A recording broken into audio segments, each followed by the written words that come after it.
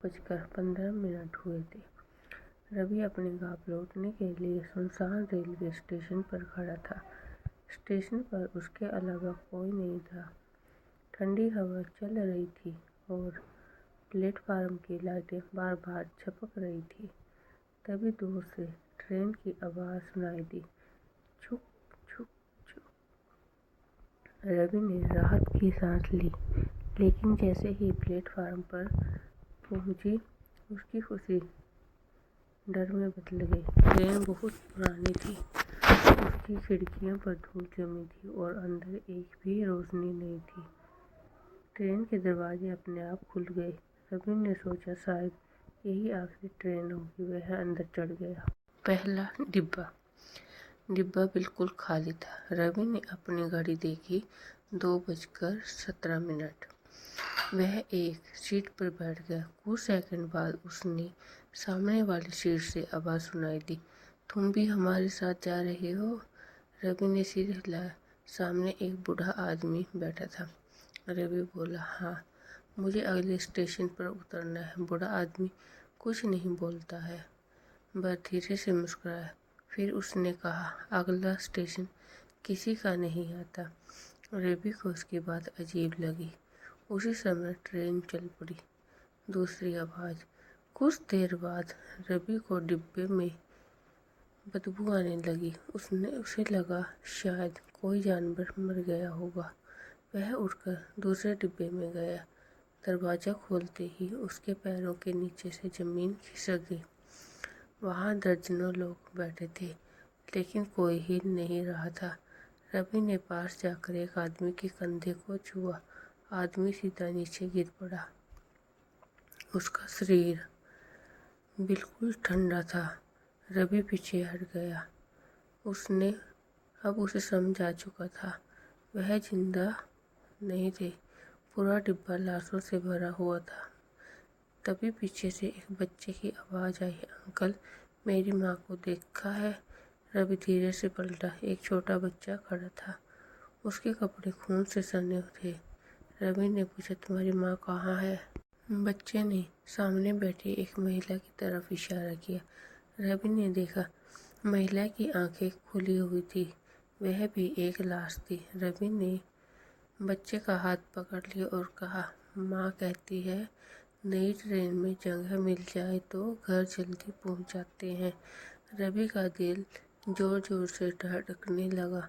तुम्हारा घर कहाँ है? बच्चा मुस्कुराया, जहाँ ये ट्रेन जाती है। ट्रेन रुकती क्यों नहीं? रवि तुरंत अगले डिब्बे की तरफ भागा। वह ड्राइवर के कैबिन तक पहुंचा। दरवाज़ा खोलते ही उसका डर और बढ़ गया। ड्राइवर की सीट खाली थी।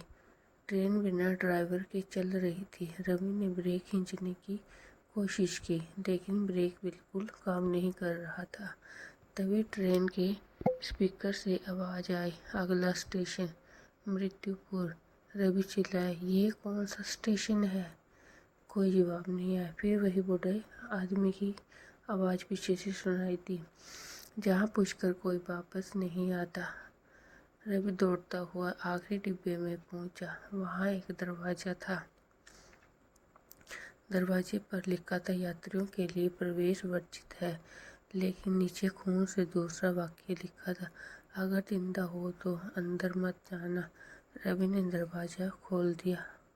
अंदर अंधेरा था। उसके मोबाइल की फ्लैश लाइट जलाई। दीवारों पर सैकड़ों नाम लिखे थे। फिर उसकी नज़र सबसे नीचे गई, जहाँ ताज़ा खून से लिखा था, रवि, 18 अगस्त 2026। रवि की सांस रुक गई। आज की तारीख। अचानक पीछे से ट्रेन का दरवाज़ा बंद हो गया। सभी लाशें धीरे धीरे अपनी सीटों से उठने लगी। बच्चा भी सामने आकर खड़ा हो गया। उसने कहा, अब अपनी सीट खाली नहीं है। रवि चीखता हुआ दरवाज़ा पीटने लगा। तभी ट्रेन जोर से झटके के साथ रुक गई। सामने एक स्टेशन था। बोर्ड पर लिखा था, मृत्युपुर। दरवाज़ा खुल गए। सारी लाशें एक एक करके ट्रेन से उतरने लगी। रवि भी उनके पीछे उतर गया, लेकिन प्लेटफार्म पर उतरते ही उसने देखा, वहाँ एक दूसरी ट्रेन खड़ी थी। उस ट्रेन के अंदर सैकड़ों लोग बैठे थे और हर खिड़की से लोग उसे देख रहे थे। फिर किसी ने पीछे से उसके कंधे पर हाथ रखा। वही बूढ़ा आदमी था। उसने मुस्कुराकर कहा, आप समझे, ये ट्रेन लाशों को नहीं लाती। रवि ने कांपते हुए पूछा, तो क्या लाती है? बूढ़े ने उसकी आंखों में देखा, नई लाशें। रवि के सामने अंधेरा छा गया। सुबह 6 बजे रेलवे स्टेशन पर एक ट्रेन आकर रुकी। एक यात्री ने देखा कि प्लेटफार्म पर एक बैग पड़ा था। बैग में रवि का मोबाइल था। मोबाइल की स्क्रीन पर आखिरी वीडियो रिकॉर्डिंग चल रही थी। वीडियो में रवि दिखाई दे रहा था। वह कैमरे की तरफ देखकर चिल्ला रहा था, इस ट्रेन में मत चढ़ना। फिर वीडियो में पीछे से किसी ने उसका नाम पुकारा, रवि। रवि ने कैमरा घुमाया और वीडियो वहीं बंद हो गई। उस दिन के बाद उस स्टेशन पर रात 2:15 पर एक पुरानी ट्रेन दिखाई देने लगी। लोग कहते हैं, जो भी उस ट्रेन में चढ़ता है, अगली सुबह उसका सामान तो मिल जाता है, लेकिन इंसान नहीं मिलता।